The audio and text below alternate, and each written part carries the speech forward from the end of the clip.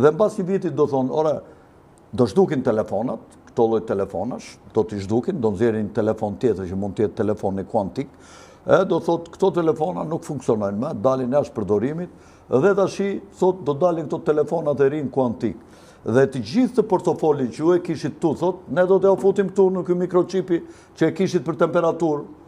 Këtu do t'ju futim kartën e identitetit, të dhënat, do t'ju futim paratë, do t'ju futim librezën shëndetësore dhe në çdo rasti në një aparat të caktuar të institucionit do t'tregosh nëse ke pasur smundje, s'ke pasur smundje, varet ku shkon në cilin institucion. Dhe aty do kesh dhe parat.